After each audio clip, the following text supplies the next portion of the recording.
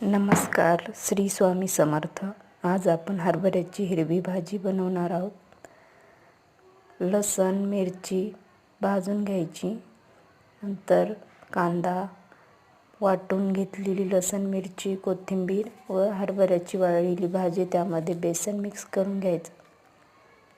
पातेल्यामध्ये तेल घालून त्यात मोहरी जिरं घालून छान तडतडले की कांदा घालायचा. कांदा छान लाल होईपर्यंत भाजला की नंतर लसण व मिरची घालायची.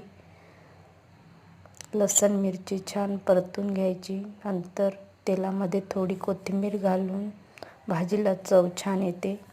नंतर त्यात हळद घालायची व आपल्याला हवं तेवढं पाणी घालायचं.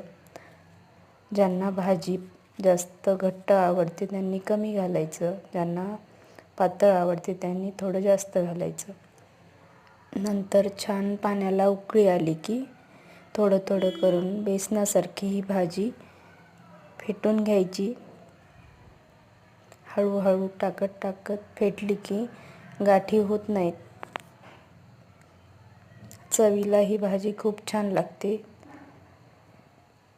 ही भाजी कुणाकुणाला आवडते ते नक्की सांगा.